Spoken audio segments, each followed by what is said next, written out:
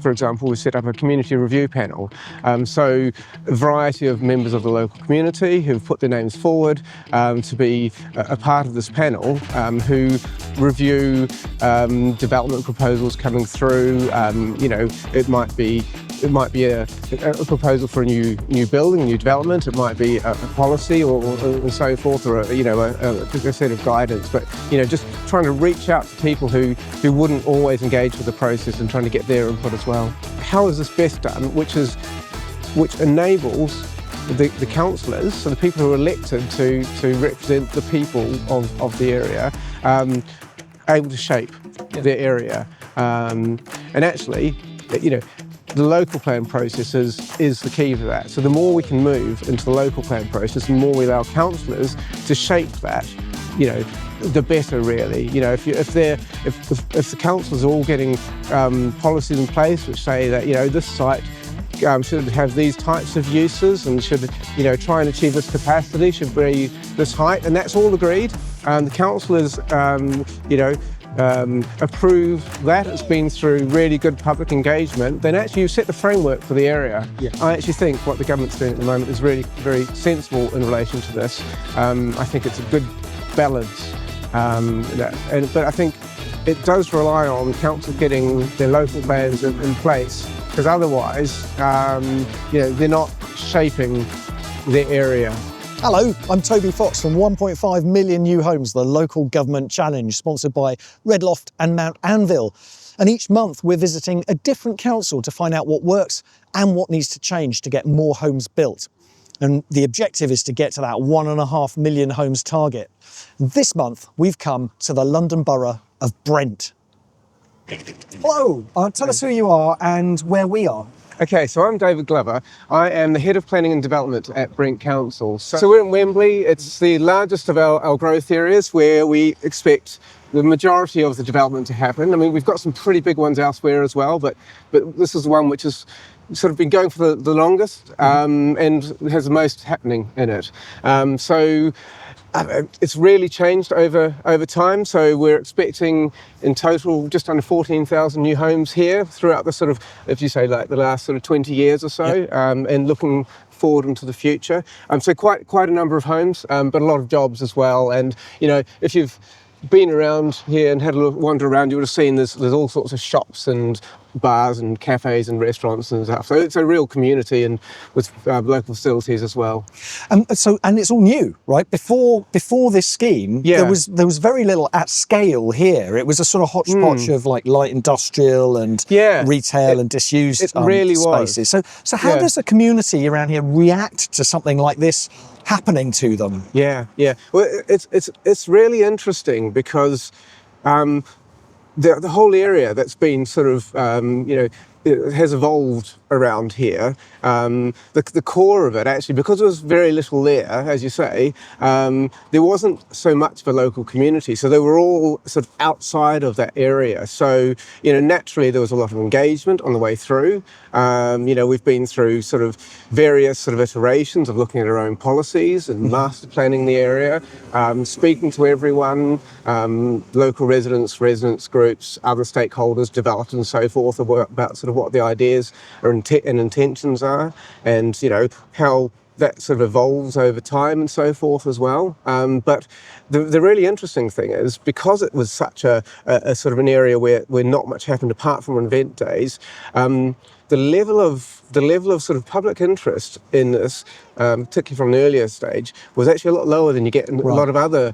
locations, which are more sort of closely sort of interweaved with the local community. So it's not that there was none. There was a lot of local engagement, a lot of feedback into the proposals, but nothing compared to some other locations. So I guess that's a positive, because you get, to a certain extent, you get to do what you want. But there's a negative in there as well, in that the danger of becoming disengaged from that Yeah, community yeah. and creating something that's Yeah. gated and not connected. That's the thing, and it's really important to just try and reach out, even if you're not getting so much feedback at the earlier stages. So yeah, it's a really critical part of the whole process. So you need to do whatever you can to try and sort of draw in the people. And actually, as it's evolved, it's become more and more important to local people. So you go back, say, 20 years or so, and you'd walk along Olympic Way, what a lot of people know as Wembley Way, and there'll be absolutely no one down there at all, because there'd be nothing to come to really, apart from a few industrial units and a stadium event every so often.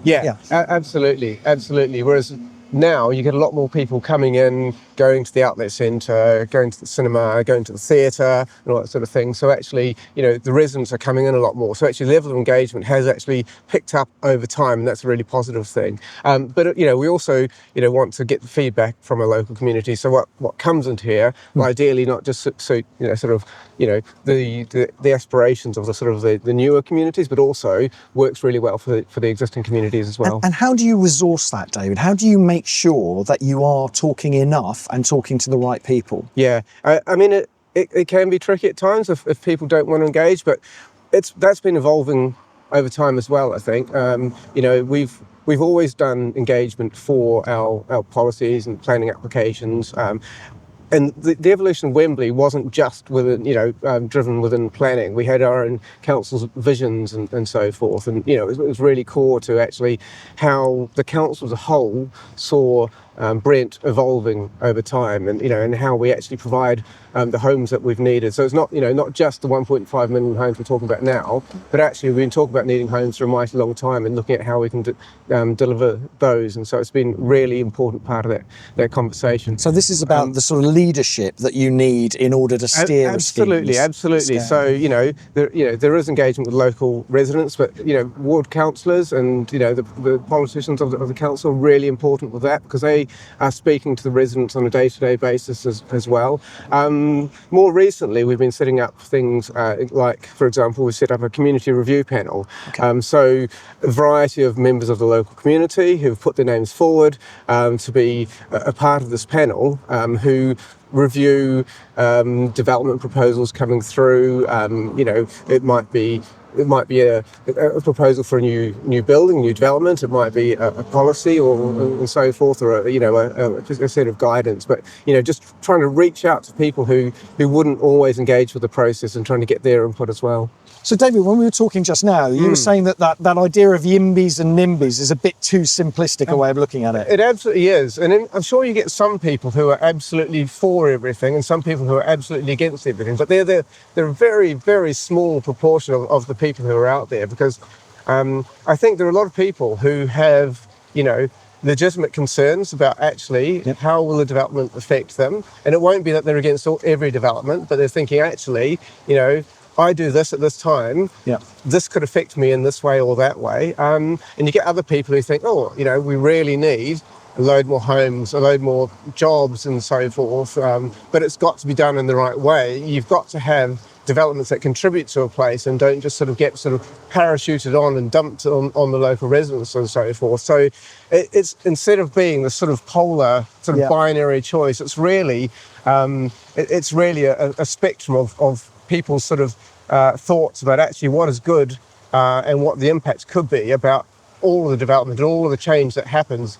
And I think it's really important to make sure that we're listening to people and their concerns, and also what they're saying they think is good about things, and trying to respond as best we can to that. But that's really difficult, because we live in a sort of binary world, don't we, where people are either for or against, and social media doesn't really help with that. So how do you get around that, and how do you make sure you're talking to a diverse enough community to get that spread of views? Yeah, it is absolutely a difficult thing to do. But I think actually one of the most important things is to make sure people understand and feel that they are being listened to. I think it's something which is evolving over time. I think it's something we possibly didn't do as well as we could have done in the past. It's possibly a product of how the whole system works and how transactional it is in terms of the whole the process of look at development proposals, sending formal letters, getting informal responses and that sort of thing. So I don't think it's perfect at the moment. I think a big chunk of this will actually be moving as much of the conversation earlier in the process as possible. The whole sort of current regime, but trying to get local plans in place across the whole country, having the conversations at that stage about actually what should happen, and where should that happen. Yeah. How much is that? How big is it? How small is it?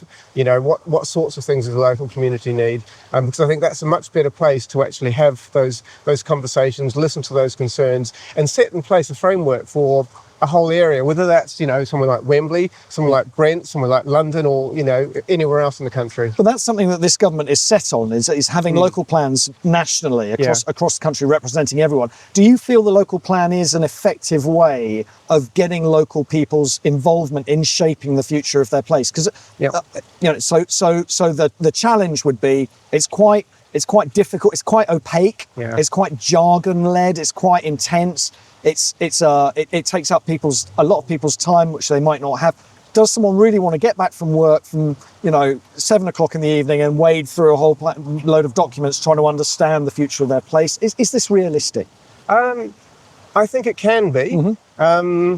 I think this is another thing which has been evolving and improving over time, and I think the improvements have really been accelerating in recent years.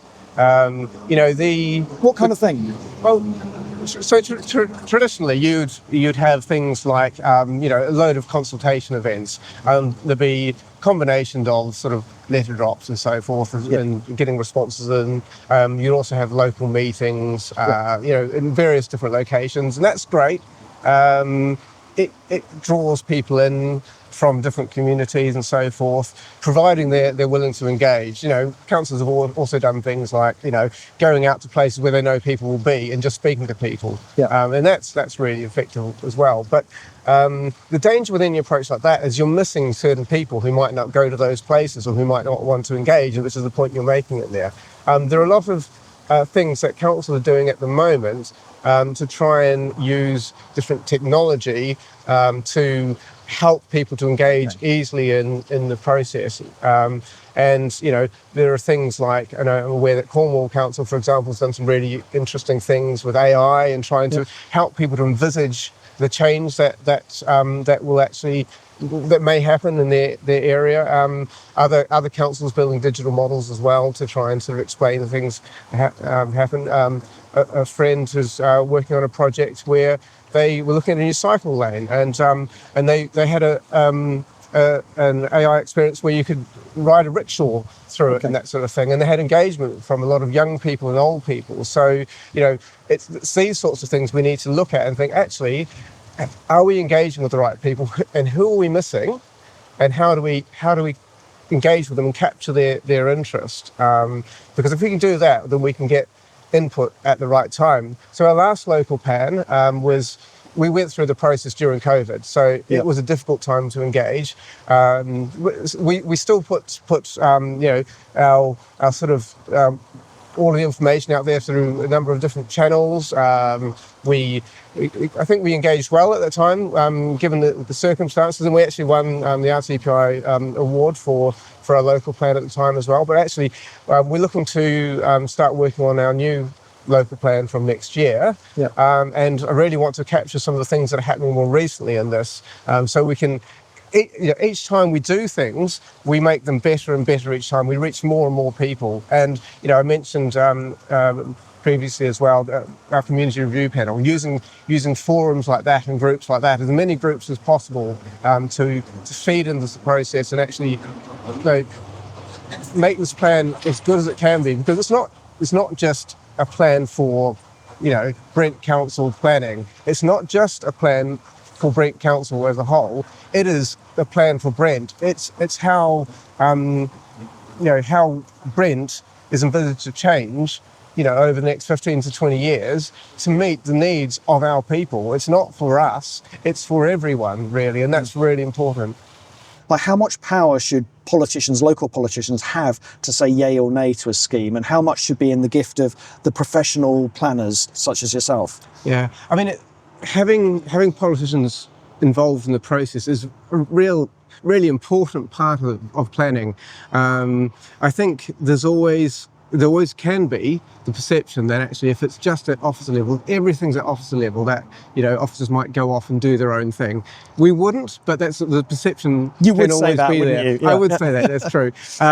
So it's absolutely important that they've got a key role in that process. But at the same time, and I'm aware in some council areas that they deal with absolutely everything. You might get an application for a small extension to a house, and that's got to go through sometimes not only one set of councillors, it's 2 or 3 sets of councillors to actually get a decision. And this is really, really inefficient. Yeah. You know, at a time when we're trying to sort of, you know, achieve more with less, Yeah. so we've got to try and make things cost as little as possible. Enable the right things to happen quickly. Yeah. You know, these things are really standing in the way of it.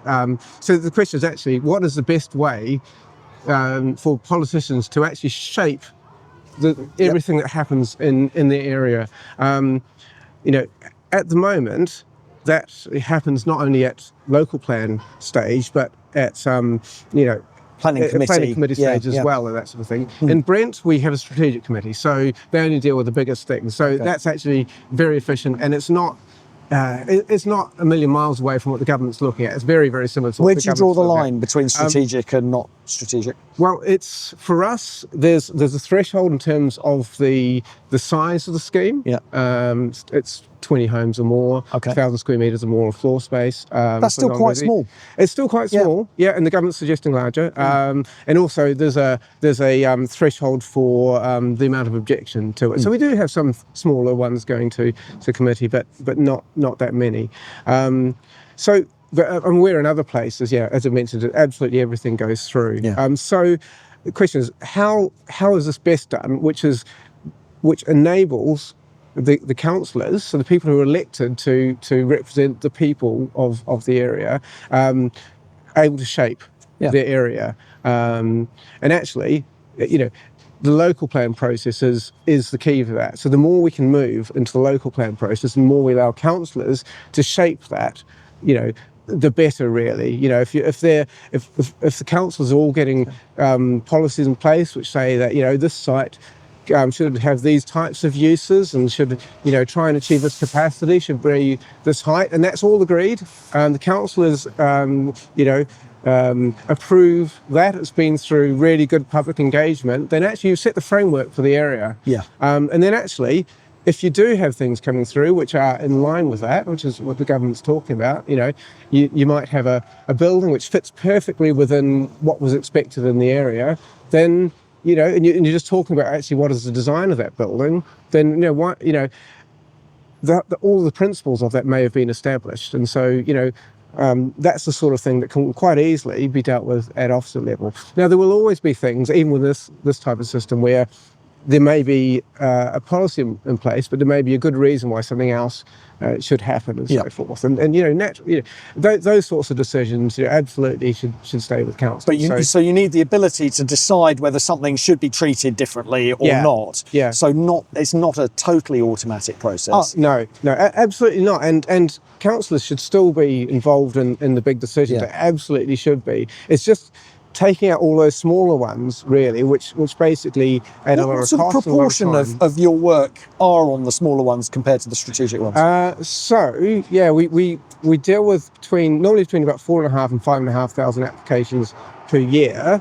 Our planning committee, it varies a lot, really, but deal with probably somewhere between maybe 70 and 120 applications. So it's a very small proportion of that, but they deal with everything that is big and you know, the stuff which will result in the most change. I was just about to say most important, but actually, you know, the smallest of extensions or developments is really important to the person who wants to do it. So and the people the living neighbours. next door. Yeah, absolutely. So and that's absolutely right. So actually, you know, I actually think what the government's doing at the moment is really very sensible in relation to this. I think it's a good balance. But I think it does rely on councils getting their local plans in place, because otherwise, they're not shaping their area really. So, they're missing out on that opportunity to actually shape what happens. They're not doing their job. Yeah. I mean, that's, I suppose that's a very simplistic way of looking at it, because there are difficulties, I think, in some of the areas, particularly if things are politically sort of, it's got no overall control and so forth. So, yeah. So one could say they're not doing the job. The other could say that there are difficulties in actually achieving an agreement on a local plan between a whole council if it's not controlled by one council. What should happen in that instance? I think there needs to be, there is the ability, but there needs to be the ability for the government to step in and take things on. And I say needs to be, rather than, because there already is.